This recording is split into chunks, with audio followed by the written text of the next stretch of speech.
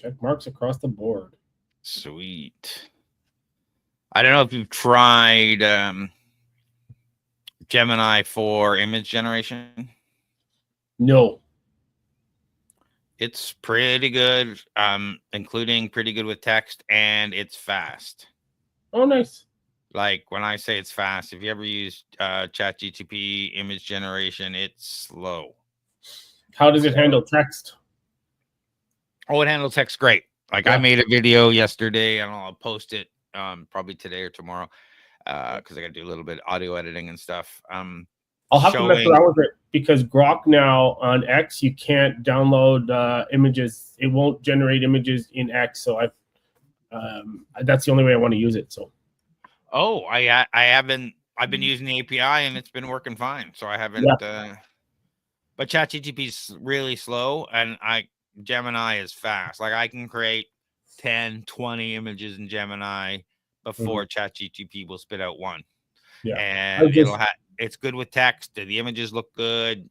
You know, the one thing it doesn't do right now, at least in my AI studio that I'm using, I can't give it a base image for anything. Because a lot of times they'll say, hey, I incorporate this logo into the image so that it, puts our branding on it. Yeah. The only thing I find ChatGPT is good for nowadays is generating documents. Like a template. That's the only thing I use it for now. Oh, that's interesting. At our meetup last night, the Flow Grammar event, we had a lot of interesting discussion, and some of the heavy hitters in the room were chatting back and forth about, Cursor and Lovable and some of the other tools and all the development. And then, who was using Claude, and everyone was, Claude was the best. Opus 4 is the best coding. And then as people were chatting, a few of them were saying, well, to be honest, for the last couple of months, I've been using O3. It turns out it's a little slower, but it actually produces less errors for me. And I'm like, oh, okay. And I guess O3 Pro probably, or O3 whatever. These people are that I was chatting with, they all have the $200 or $300 subscriptions to all these things for the unlimited coding stuff. So it's interesting to see what people are actually using in the wild and how people are jumping from one to another. Speaking of Lovable, I vibe coded the MVP for my startup. I just sent you the link. You can look at it later. I'll definitely look at it later. I'd love to know what your setup looks like. All right. Let's get going. Oh, is that what you sent me in the chat? Yeah. Yeah. Perfect. Don't worry about it. Yep. Yeah. I just wanted to make sure that was there. All right, let's get started.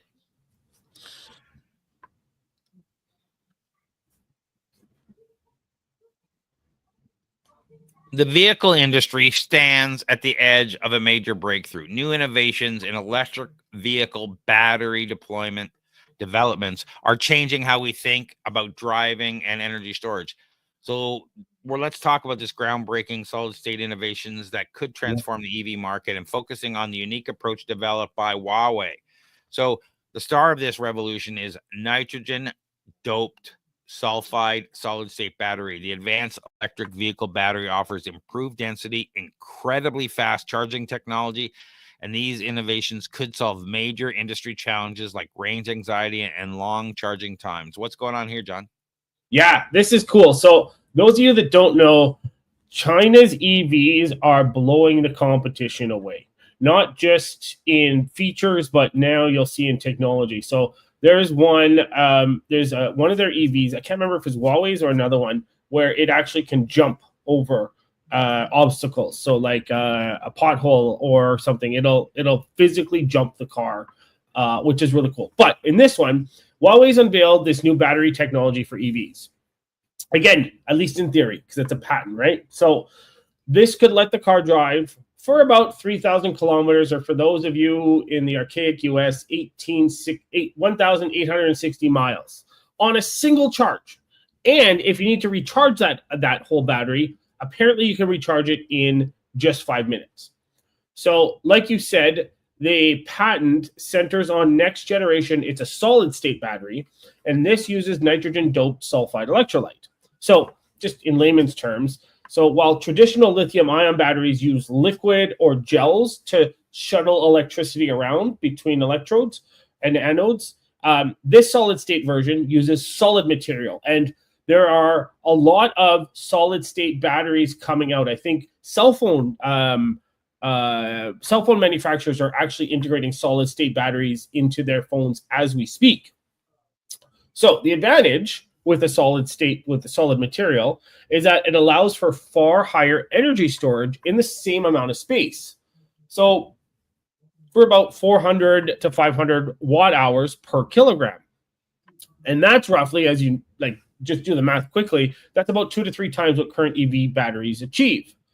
The key innovation here is how to stabilize the interface between the battery's lithium anode and its solid electrolyte. So, just quick dive here. In most solid state designs, there's some unwanted side reactions, and those can degrade the battery's performance and shorten its lifespan. So by doping the sulfide electrolyte with nitrogen, apparently Huawei is claiming that they found a method that minimizes these reactions, enhances safety, and supports repeated fast charging cycles. What do you think about this, Craig? Well, last time we were talking, not last time, but the last time we got into battery technology, we were talking about supercapacitors and how quickly they charge and energy density. And I was thinking, wow, that looks like the future. But the more and more we see of these solid state lithium ion type batteries, the more and more stuff they're getting out of it. And I guess the key here is this nitrogen doping innovation. That is a special method used to stabilize the electrolyte. Yeah. So, preventing unwanted chemical reactions, improves the ion movement, reduces heat generation, increasing the overall battery stability. The one thing I don't think you touched on, but was that this allows, because it's less degradation of the battery, a 10,000 charge cycle with 80% capacity retention. So that greatly extends the EV battery life of vehicles or whatever that you're putting this battery into, because we're getting 3,000 now for a lot of these things. Is it 3,000 for these batteries? Well, right, these batteries it's 10,000. I have to go back. Sorry, current batteries. I mean, yeah, I'll have to Google that if you're not doing that now. So that being at 10,000 is a lot more. How often you can basically charge it before the battery starts to degrade. So with a range of 3,000 up to 3,000 kilometers and 10,000 charge cycles, you can go pretty far on these vehicles, it sounds. Yeah. So the biggest caveat right now, and you and I are always touch on this, is the solid sulfide electrolytes involved are extremely expensive, costing as much as $1,400 per kilowatt hour. That's crazy. So we're talking millions. So it's these vehicles, if they were to come right now, if they were to go to market, they'd be costing millions. So great. So we're back to supercapacitors then. Okay, they're costing millions. What did they say about getting the cost down? How long till it's actually consumable? I didn't find that, but there's also, so what I found was in the article they were talking, there's also questions around scalability, manufacturability, and whether the supporting infrastructure like chargers can safely and quickly deliver such large amounts of energy. Because obviously we're talking about like loads of amps, right? Going into this battery. And look how thick the cables are right now, right? Think about how thick the cable is going to have to be to charge this battery or they're going to have to come up with new cable technology for this. Yeah, and as we go through it, we'll have to see if they can get something like this to get the price down. Like right now, it's just too expensive. But we often in a innovation cycle it'll be 1,000 times less next time, 10 times less next time, 10 times next cycle. So in a few years we could get this cheap enough. So you're right about delivering, and we need to get our power infrastructure sorted. And I think I was watching a video with Elon recently about how we are underestimating the need for battery technology in the future, because we just have to be able to store and deliver on the demand. So when you talk about something like this, normally you'd have to have either a supercharging connector to some hydro station that would be able to, if you got 10 cars trying to charge from 0 to full at the same time, pulling all that energy, I don't know what kind of thing is going to be able to sustain that. Maybe a sand battery. Yeah, that's why I sit back and say, okay, so under those circumstances, they'll probably want some sort of energy storage on site that gets charged on the back end, but can just dispose this stuff faster. That's where I'm thinking, hey, maybe these super capacitors will be happening at the level of the power stations, that refilling stations, not necessarily at the car level. For sure. Yeah. Instead of gas tanks underground, maybe there'll be storage tanks or battery storage made of sand or something made out of remember we covered those ones that are made out of the ground or whatever? Yeah. Yeah. So we'll have to see. I mean, it's just all about energy density at this stage. Yeah. And, these look pretty good. In a China light duty vehicle test cycle, a range of 3,000 kilometers on a single charge.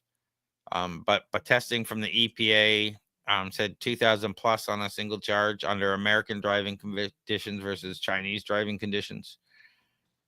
So they're testing it, and they're testing it everywhere. I guess we'll have to see how long it takes for them to get the price down. Yeah. Well, I'm curious to know how much of an impact is this on wow, I'm losing my mind this morning. Environmental impact is this battery technology compared to lithium-ion battery technology? I don't think we know that at this point. I don't think we know that. But the CLTC numbers may seem even more impressive. The EPA numbers are more realistic. We looked at, so they're testing it. I guess my thought is, if just by the fact that you have 10,000 cycles, which is at least 3 times longer than we have now, if not more. Yeah. If it's not like 1,500, which would be almost 10 times the amount, that in itself will have a significant environmental impact. Yeah, but the question is it going to take more energy to mine what is needed for the battery technology than lithium ion, or less? And then if it's less, then that's good. But if it's more, then maybe those charging cycles kind of cancel each other out, those extended charging cycles, right? Yeah, maybe. And so the charging infrastructure will need full redesigns, as you mentioned, to handle ultra-fast power flows. They're currently targeting global solid-state battery commercialization using this technology from 2027 to 2030. So we'll see. Yeah. I think that's a little aggressive. Yeah. So this is great. We'd love to hear what you think about these technologies and where they're going. And are we going to see these soon? Is Donald Trump's trade war going to affect us getting some of this technology? I'm loving the idea that we can now do a 2,000 or 3,000 kilometer range, and that would make my thoughts around EV in Canada significantly more positive. Yeah. You know what? Even if we got half of that, even if we got 1,500 and then in the winter it was 750, I'm fine with that. Yeah. And it's not just the time, or range, but it's also time. Our concerns here in Canada are slightly different, because every year we have 11-hour pileups in the middle of winter on the 400. And I just think, you got to have a vehicle that's going to keep you warm during that time. You're not going to freeze to death. Yeah. And if this can do that, now we're talking. Yeah. So we'd love to hear what you think about these new Huawei EV batteries, or is there some other EV style battery that's going to take over? Give us your feedback. Let us know.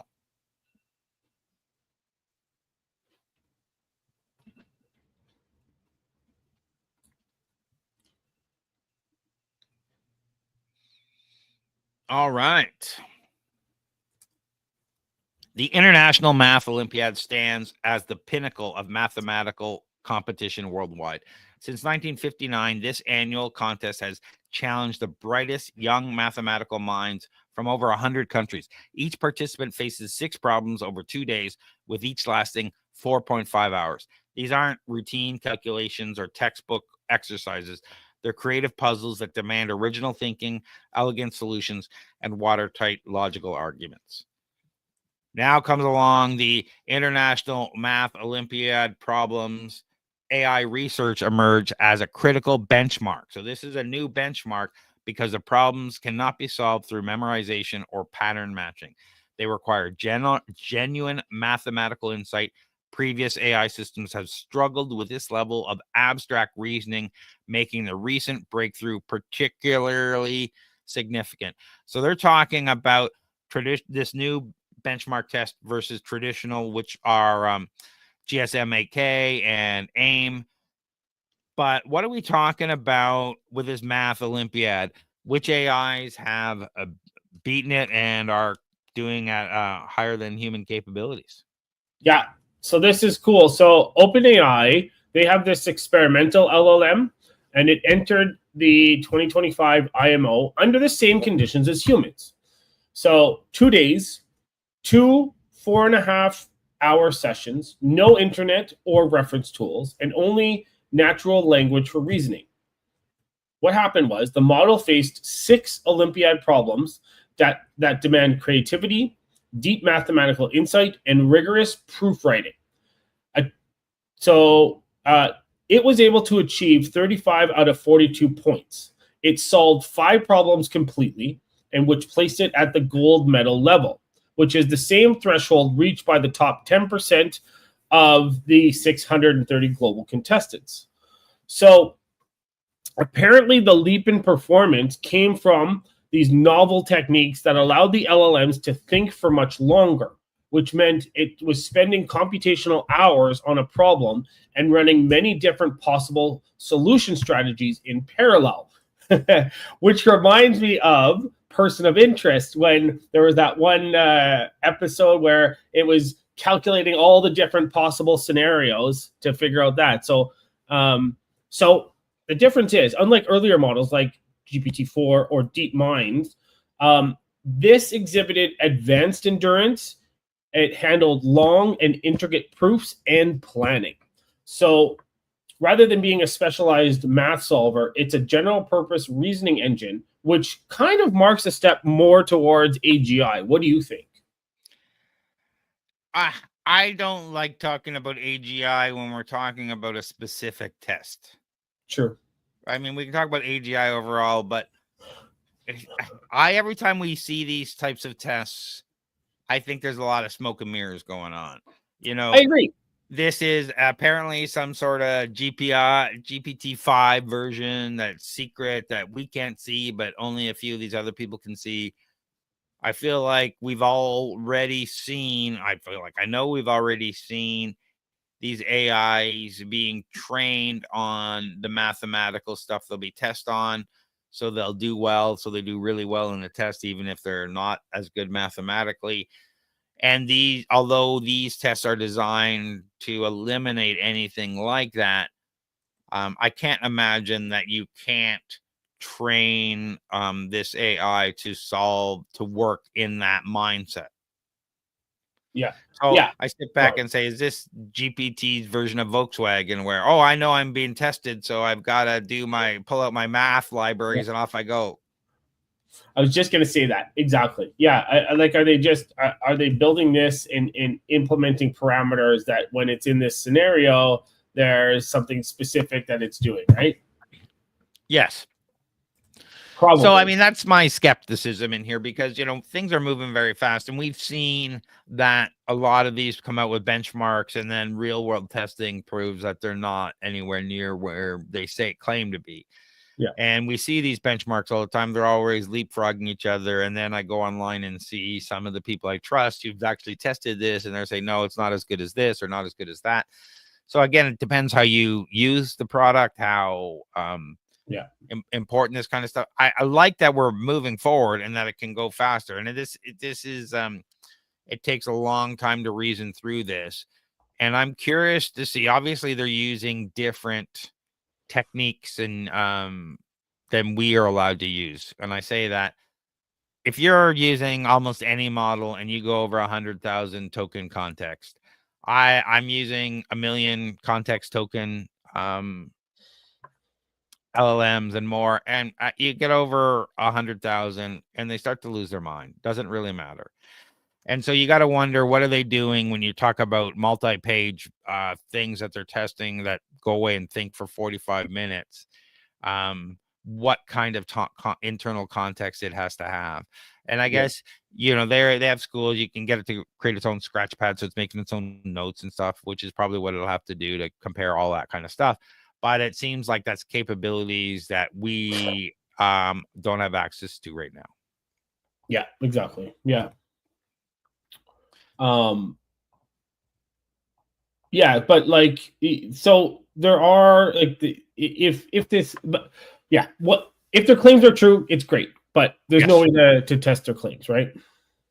Yeah, so the AI Math Olympiad problems go beyond memorization. They require mathematical insight and elegance. Okay, great. GPT-5 now matches or exceeds top young mathematics in structured problem solving, where traditional benchmarks like the GSM-8K and the AIM take seconds. The IMO problems require hours. Previous top models like DeepSeek R1 couldn't meddle in competitive mathematics. AI-generated solutions include full logical argumentation, not just final answers. So it's interesting. And if you sit back and say, great, if you are, looks like this is, 30% more achieving better year over year as we go from a mathematical standpoint. But we go into this and say, great, it's this much better at solving mathematical problems. But is that make it a better coder? Does that make it a better at language? Does that make it better at all these other things? Or is it just better at math because we really worked hard on making this a math expert? That's exactly it. Yeah. Yeah.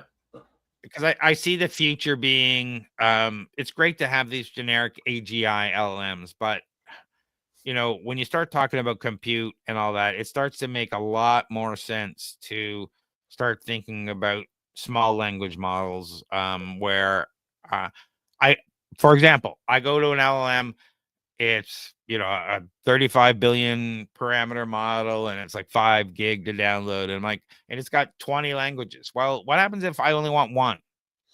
Yeah. Can I pull that other stuff out and make it smaller? What happens if I don't care about, I don't know, geography? Can I pull that information out? If I don't care about, I want a coding LLM that only this one knows JavaScript and knows everything about JavaScript, and that's all it knows.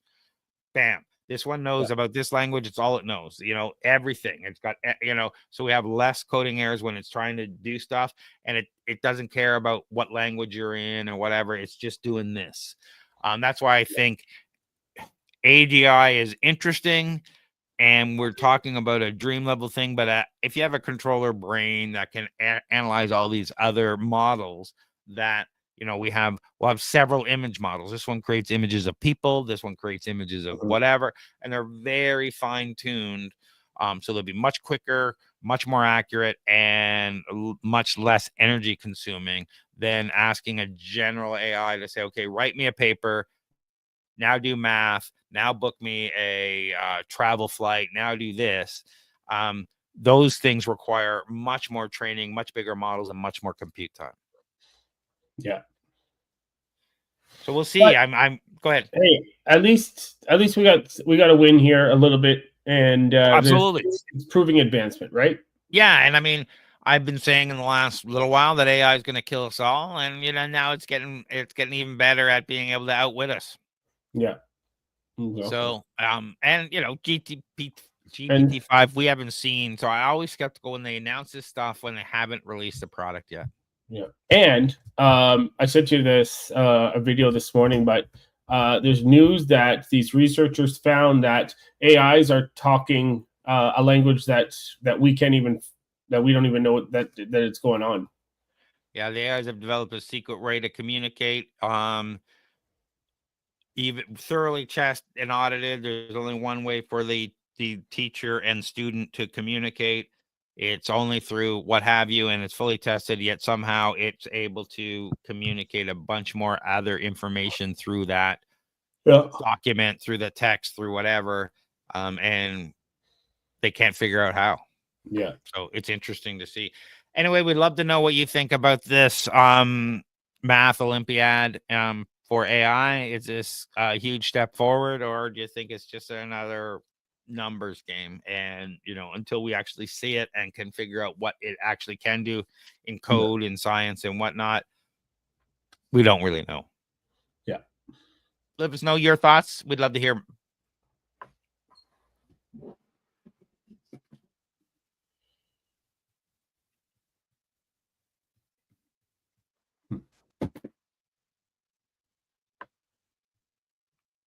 The ocean plastic crisis has reached a new level of concern. Scientists have discovered that nanoplastics, tiny plastic particles typically less than 1 micrometer in size, formed from the degradation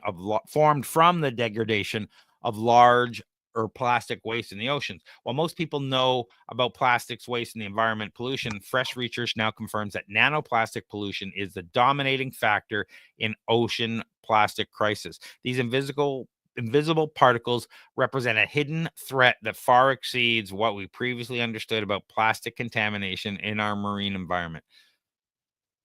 We've also talked about this, John, about how much microplastic is in the brain and how it's affecting our health and stuff.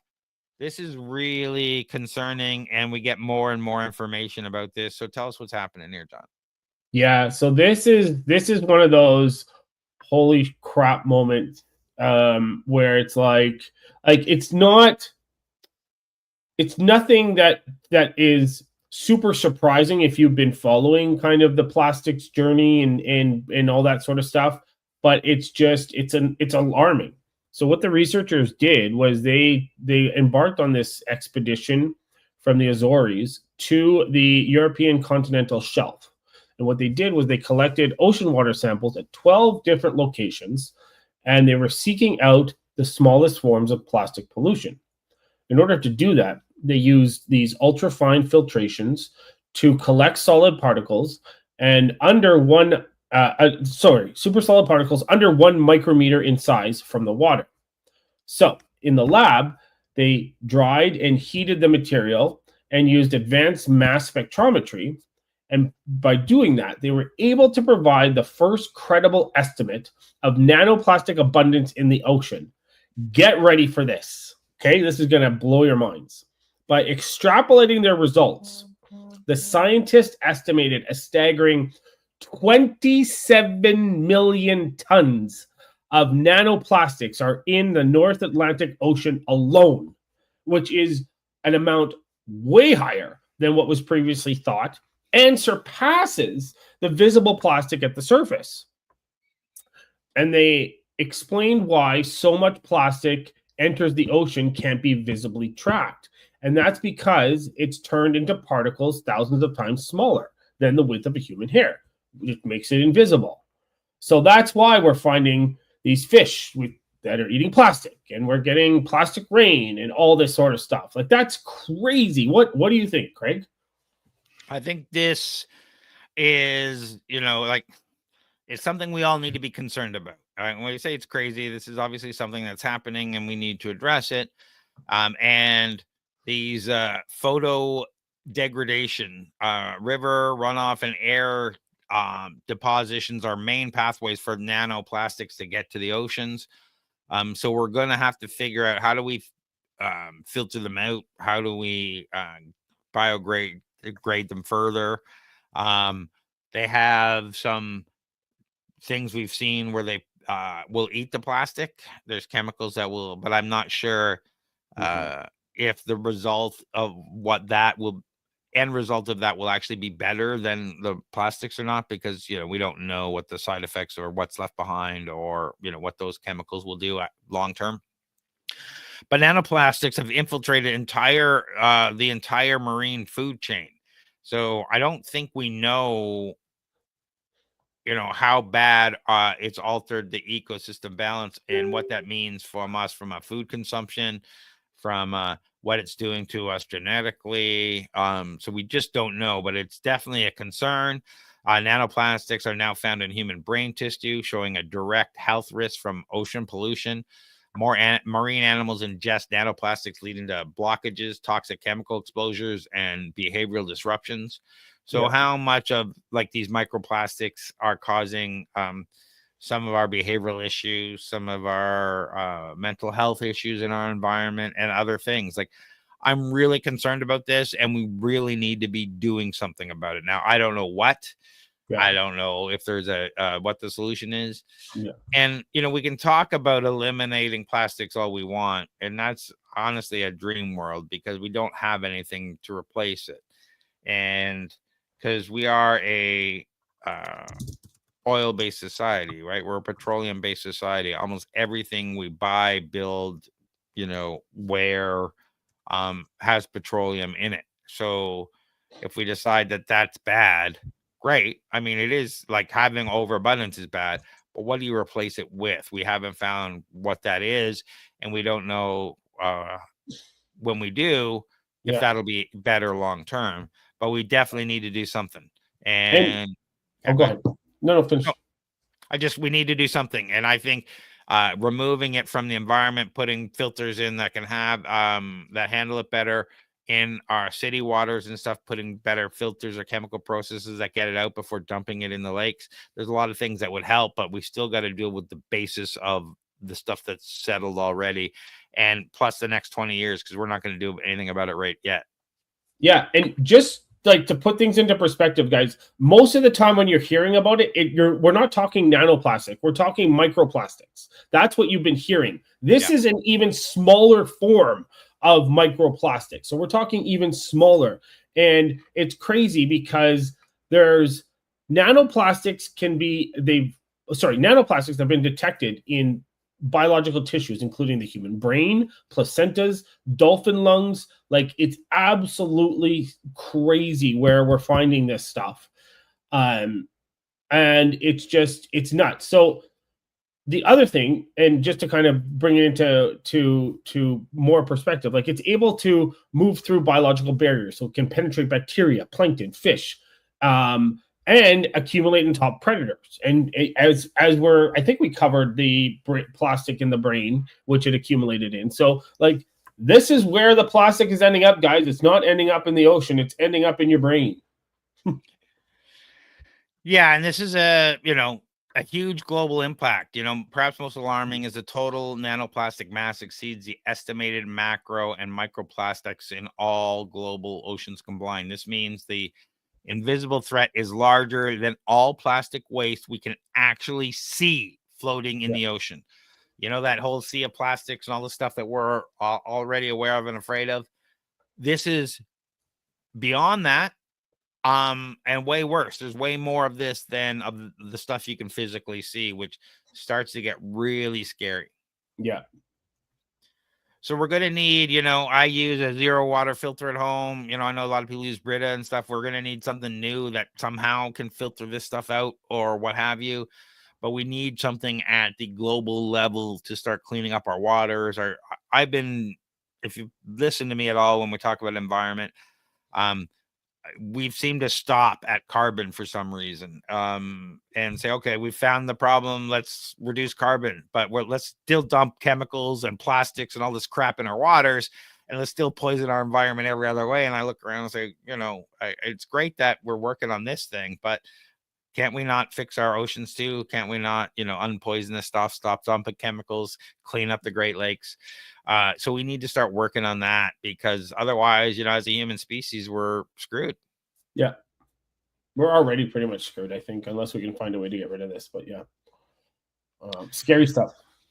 Yeah, this is, marine life impact. Ocean health suffers as nanoplastics affect marine life animals multiple ways. The digestive system blockages in small organisms, absorption of toxic chemicals attached to plastic particles, disruption of feeding behaviors and nutrition, and potential reproductive impacts across the species. And then, you're eating those fish. So we definitely need to get ahead on how we break down these different polymer types, and work globally to get the global scientists on this and get some agreement. I'm not I'm definitely more of a nationalist than a globalist, but when it comes to something like this, I think I can get behind us putting some resource behind cleaning this stuff up and reducing it in our environment. We need more regulation, advanced tracking technologies, and reduction programs, as well as cleaning up programs. Yeah. So we'd love to hear what you think. Drop us a line. Are nanoplastics killing us, and or should we not worrying about them? But I can't believe we shouldn't be worried about them. So we'd love to hear what your thoughts are.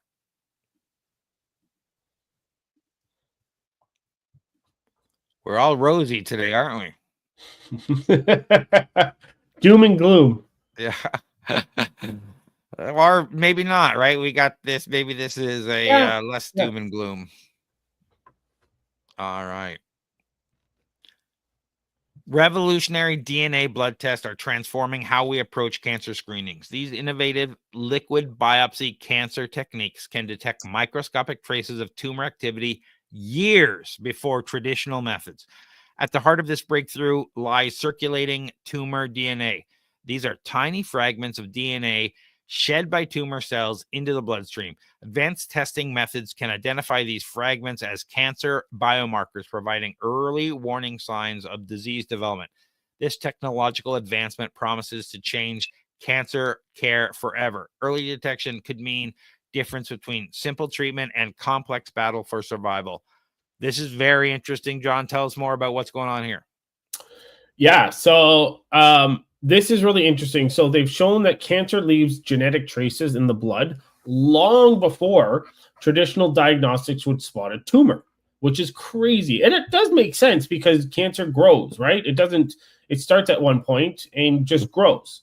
So they used blood samples, which were collected decades ago from participants in a long term health study.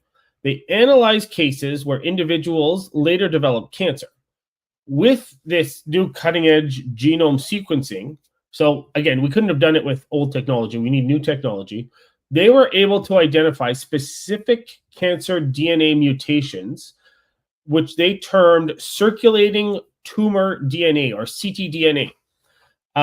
And they were able to detect it sometimes more than 3 years before any clinical diagnosis, which is awesome.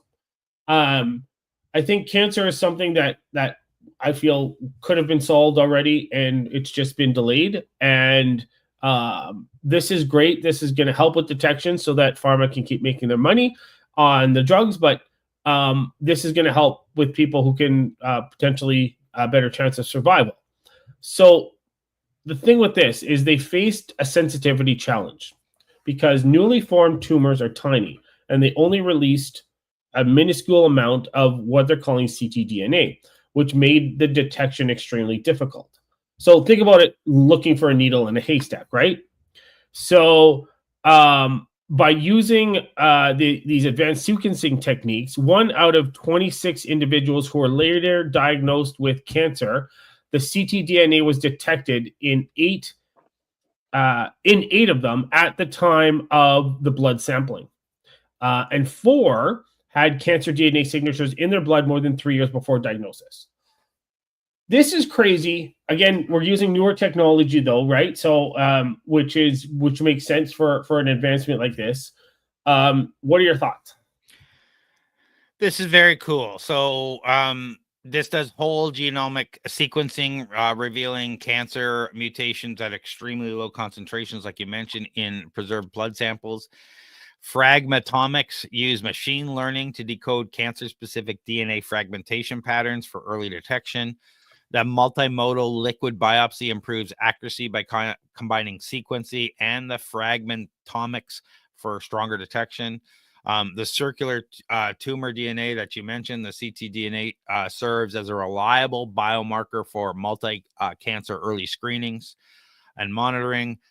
Current tests show 87.4% sensitivity and a 97.8 specificity, nearing clinical viability standards.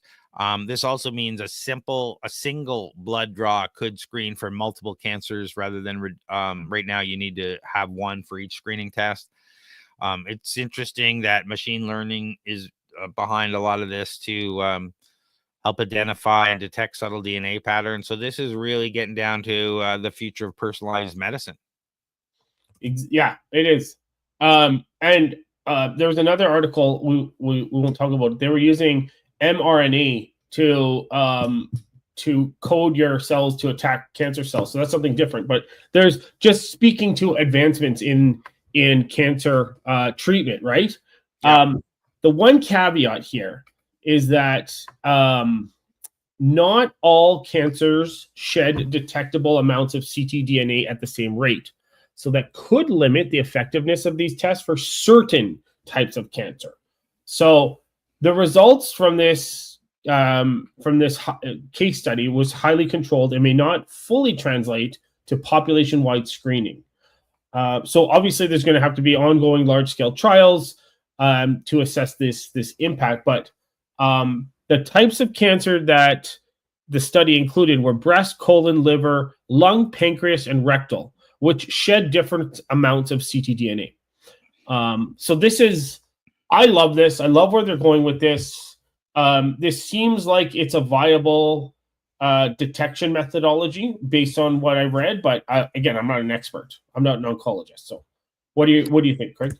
Yeah, I love this because, one thing maybe we touched on, but didn't really, early cancer detection increases survival chances dramatically and minimizes the treatment complexity and invasiveness. So the earlier you can detect it, the better your odds of beating it and the less drastic the treatment has to be.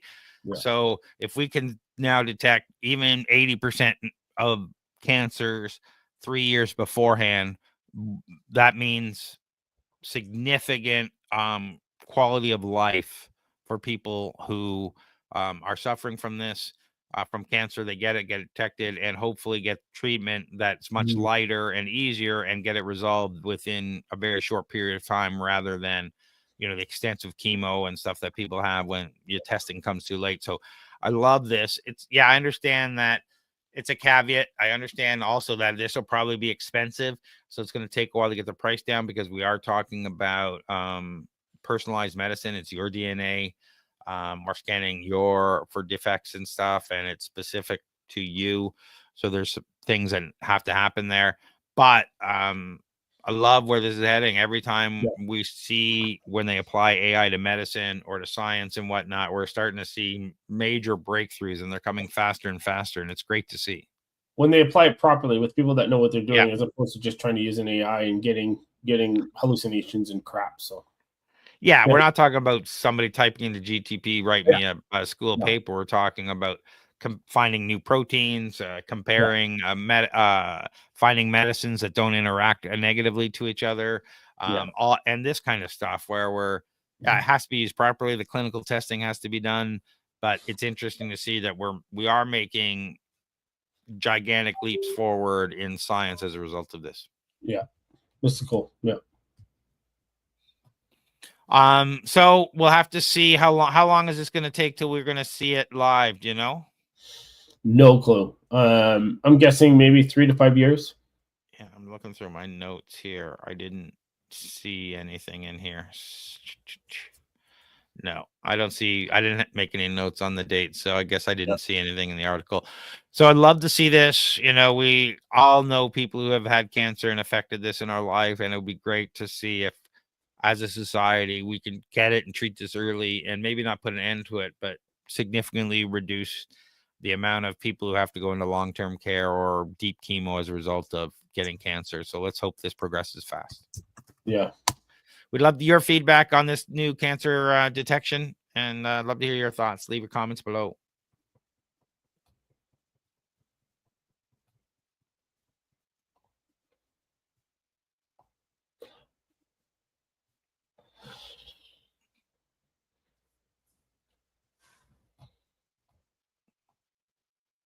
The future of farming is here, and it's smaller than you might think.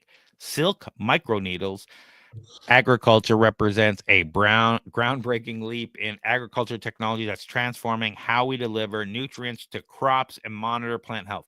This innovative approach uses biodegradable microneedles to deliver essential nutrients directly into plant stems. Unlike traditional spraying methods that waste chemicals and harm the environment, silk microneedle technology offers precise, targeted delivery that maximizes benefits while minimizing waste. Tell us about this, John.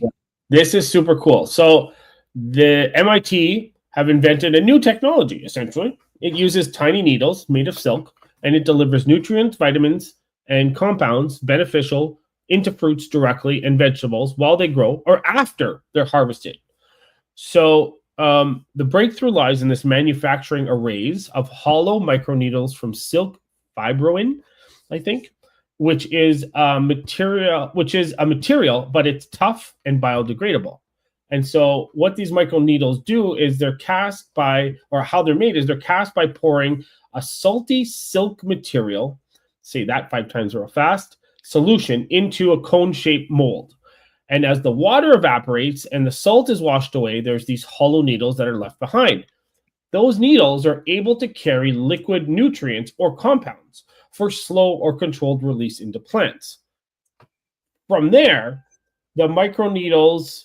Let's talk about the microneedles. They're gentle. So they're gentle compared to metal or even plastic alternatives. So they cause minimal damage and stress to plant tissues. And once they're inserted into a fruit or vegetable's stem or skin, the silk actually gradually dissolves and releases nutrients like iron or vitamins over several days. And so this precision ensures that nearly all of the applied substance is absorbed directly into the plant instead of being lost to the environment, unlike conventional sprays, which often waste most of the active ingredient and contribute to environmental contamination. So there's a lot to unpack here, but what are your thoughts on this? I think this is really cool. I think it's interesting. I think it's cool. I think we're not solving the core problem of why the plants aren't getting enough nutrients in the first place, but that's okay, I guess, because I'd like to see what this does. Now, it's really interesting to see things like iron deficiencies in tomatoes can be visibly reversed by using silk microdelivery. Vitamin B12 biofortifications address nutritional gaps in plant-based diets. So you can put vitamin B12, inject it in the plant food that you're that grows, so that people eating it don't suffer from because they're not eating meat. So it's the technology reduces chemical uses by up to 50% compared to traditional spraying. So that is good. Drones and sensors can integrate seamlessly with the microneedle delivery system so they can detect what's happening. Value-added crops like foliate boosted greens increase farmers' revenue and public health outcomes. So there's a lot to be said here, but I still have concerns. Well, I have less concern if they're using natural vitamins and minerals as opposed to chemicals, right? Yes. So they can use microneedles to extend produce shelf life. They can inject melatonin into vegetables such as bok choy. The melatonin would act as an antioxidant and slow the aging process. So I think this is good for shelf life, but also obviously to increase yield and other things like that. But yeah, as long as they're doing natural stuff and not doing chemicals. And the idea of real-time plant health monitoring is interesting, and you could probably take to the next level where at the grocery levels or Lowe's, Loblaws, whatever, at the big chain level, you can detect when food's going bad before and get rid of it quicker. So it'd be interesting to see what that happens. But as long as, right now they're extending life with chemicals and stuff so that it lasts longer. Yeah, so and with this invisible wrap or something, skin or whatever, like chemical skin. So yeah. And have you seen them where they're scraping that stuff off avocados and stuff? And so go out and take a look at the videos of the stuff, the waxy thing they're spraying stuff with to make it last longer that you're all eating. So it's a dramatic reduction in chemicals. And if we're like putting B12 and other stuff that's natural into it, that makes great sense. But how long till that supply chain is corrupted with whatever? We're not going to use B12 or use this other thing because it doesn't. So, because we go that way every time. So I do like that we continue monitoring plant health so you can detect problems as they're happening, not too late. Like you don't lose your whole crop because something gets infected or something's happened. You can early detect that and get rid of it. So I like a lot of that. I like that you can use zinc enriched vegetables, iodine enhanced produce for thyroid health. So, there's a lot of good potentials here, and it's really ingenuitive using these silk microneedles. It's a real ingenuitive technology. Yeah, it's really cool. I'm excited to see future development for this. This is really cool. Yeah, and there's going to be the financial aspect of smart farming with silk microneedles presents a compelling opportunity for agriculture operations of all sizes. Cost analysis reveal promising economics that with a little cost, you're reducing your cost because of chemicals and whatnot that you're getting. The current cost estimates place raw silk protein at just under a few cents per needle. The salt template molding process further enhances its viability through the mold reuse, significantly reducing production time. So the expenses aren't that big, and the yields are pretty good. So we're going to see premium prices for these products, and we're going to see better yield. So hopefully it's actually economically valid for the farmers to do it. Yeah. So let us know what you think about these silk micro needles. You think it's a good idea, bad idea? Do you think it's all going to be abused, or we're actually going to get better products from this? Again, I think we should be addressing what's going on with our soil and nutrients and that the plants aren't getting. But hopefully long term, we are dealing with that too. All right, John. Awesome. What do you got going on?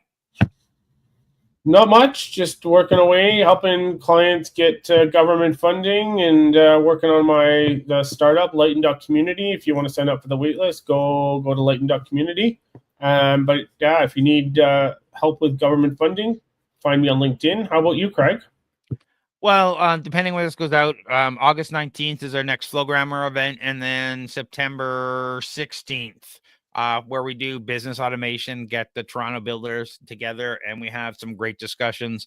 We were mentioning at the top of this that there were some great discussions around Claude versus some of the other platforms, and there was some great discussion about they're all going to go away, Lovable and Cursor, and because they're burning billions of dollars, and two, the actual AI companies don't want to lose that revenue to these third-party companies. So OpenAI, Claude themselves want that revenue. So it's only a matter of years before, that is built into these products. So it'll be interesting to see. But check everything else at torontostarts.com or flowgrammer.ca for everything we say and do. And awesome. John, if they're looking for non-dilutive funding, where do they go? Yeah, find me on LinkedIn, John Irwin. How about you, Craig? I already said my stuff. Thanks everyone for watching or listening, and we'll talk soon. Awesome. Thanks, guys.